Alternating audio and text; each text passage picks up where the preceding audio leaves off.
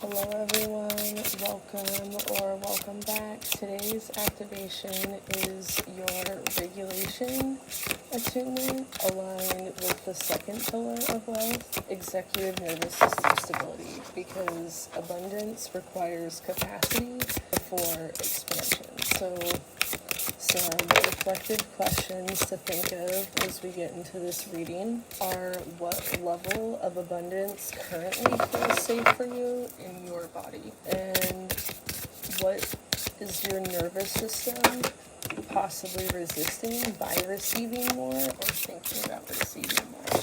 And what would change if stability, not urgency, guided your relationship with wealth? So think about wealth, right? People talk about their relationship with wealth, their relationship with money. Think about this as like an actual relationship that you have, like a friend or a partner or a loved one, someone that you love deeply and care about deeply. Think about wealth in your life in that way. And when you treat wealth that way, that's how wealth is going to treat you, how abundance is going to treat you. Let's check out our cards. Wealth wounds. So do some reflecting and thinking. Just ask yourself the question, what wounds may you possibly have around wealth, around your income, and around receiving large amounts of money? And especially think about your childhood, right? If you grew up in a home where you didn't have a lot of money, your parents didn't make a lot of money, at a young age, your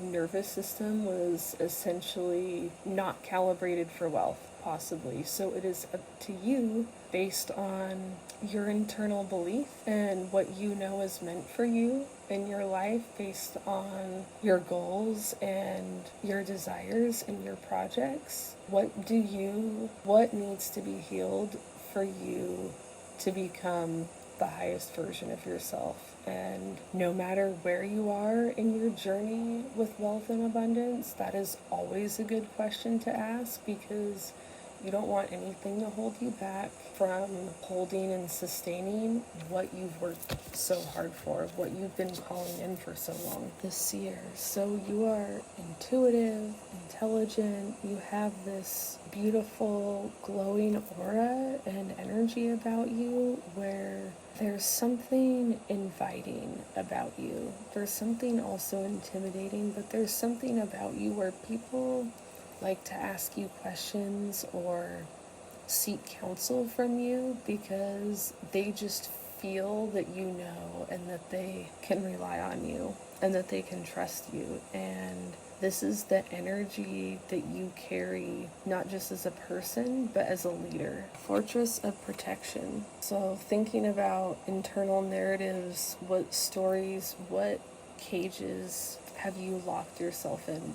And I mean that in a way of, how have you potentially shrunk your goals or shrunk your desires to fit the box of what you currently are calibrated to feel you deserve? And once you ask yourself that question and you bring an awareness to it, it doesn't have any power. It doesn't have any control. So you can walk freely out of here. This is not locked. This is not closed. You have the key to unlock yourself and to be open. And once you decide to open yourself up to that awareness and to flow and to feel, and you're not holding on to anything, you're going to move through life feeling lighter, feeling differently than you do right now.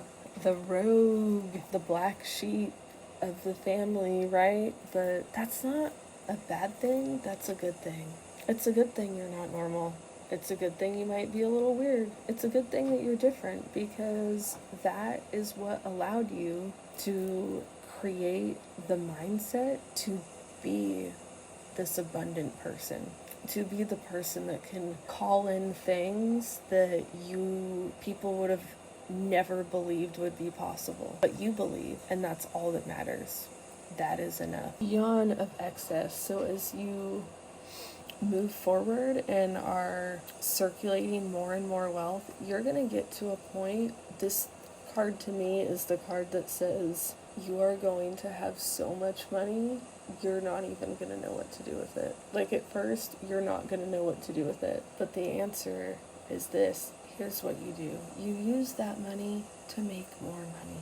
Continue circulating more. Continue to think bigger. So we're going to look at this card again. I want you to think about, and right now, I want you to think about it right now. Pause the video if you have to. Think to yourself right now about your goals, your desires, your manifestations, and I want you to multiply them. I want you to think bigger. Whatever the amount of money is, make it bigger. Whatever the loving relationship is, make it bigger. Whatever the abundance is, make it bigger. Whatever it is you're desiring and calling in for yourself, make it bigger, dream bigger, because your nervous system is going to be able to hold it. You're already there. The light weaver. So you are someone who, when you don't just create projects or goals or build things, you co-create them. So the light weaver, you are someone who, because you're divine and intuitive and you have that spiritual aspect about you, when you work on things, you are weaving this divine intelligence into everything that you do and everything that you create, because you know, right? Like, you're not someone, you're like, I don't gatekeep. I charge a fair price for my work, but I don't gatekeep. Because the thing about circulating wealth is that when you're moving that kind of money, think about all the people who get to be employed by you, all the people who get to have jobs where they get to take their vacation and make enough money and have benefits, and it's not a struggle. It may take a certain amount of work and effort for you to get to that point, to have that within your company, but once you're there, and you can continue to expand. Once you have that game plan, once that motion has been set. Radiant abundance, again, that radiant glow about you, that radiant aura that you have, like, you're so expansive. You never stop growing, you just continue to grow. You continue to become more resilient. It's inevitable, and nothing can stop you, and no one can stop you. You're already in the flow of abundance, prosperous overflow. Like I said, you're going to have so much money, you're not going to know what to do with it at first. And then once you know what to do with it, you're going to say, hey, I need to circulate more money so I can do more of these good things. I can provide more people with good, stable jobs. I can own these businesses, build these companies that not only create and mold the future infrastructure for how people sustain wealth, but reestablish in this world where our societal systems are failing, that everyone can be wealthy. The wealth flow, the wealth stream isn't meant to be isolated for this little group of people. We all have the same capacity to tap into abundance, granted that we choose to do so, right? You have to be willing to do that internal work, and not everyone is willing to do that. But the more people do it, the more common it gets, the more widespread it becomes, the more people who are wealthy are out there circulating that wealth, and the more people can tap into it, the more that mindset, that ecosystem that held for the past couple centuries is going to continue to dissolve. It's already dissolving. That's why things are shifting and changing, and people are afraid of the change because they don't know what the change is or what it's going to look like. But we know it's going to change. We know it's going to be different. And the question is, do you want to wait until that paradigm is established to understand what it's about? Or do you want to help one of the people who establishes it? Retreat and rest. So again, this theme of relaxing to receive, resting to receive, knowing what is meant for you, and taking time and scheduling time for rest. It is important. It is imperative. that you maintain that balance so you can continue with this co-creation. Darkness, kindness. Yeah, I feel like you're in hermit mode all winter, and that you spent a lot of time in isolation, not necessarily physically. Maybe it could have been physical isolation, but I feel like it was, you reached a point of having to have spiritual, energetical isolation, right? Boundaries, taking time for yourself and what you want to do became not an option, and taking that time to do the internal work opened up your heart in a way that you didn't expect. Explore, be creative, try new things. Lucky Ladybug, don't be afraid of new experiences, and don't be afraid to take time to just not do anything at all. Guidance, yeah.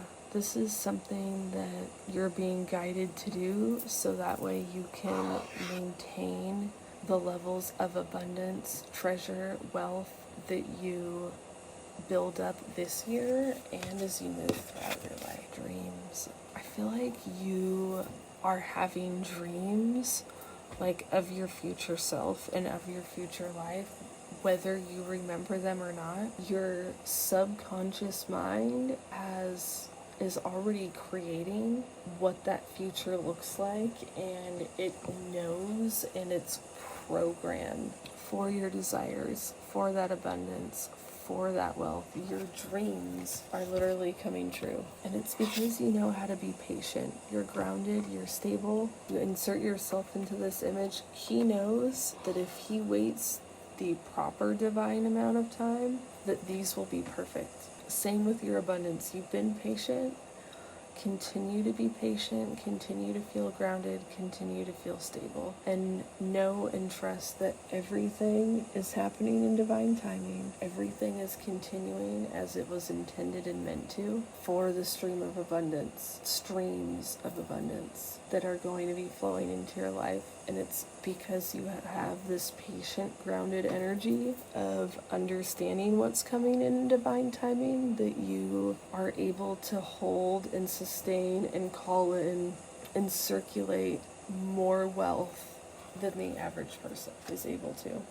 If you made it to the end, thank you. And if this energy resonated for you, and if you'd like to experience the full activation and deepen your connection to this frequency, the complete session is available via the link in my bio or the description.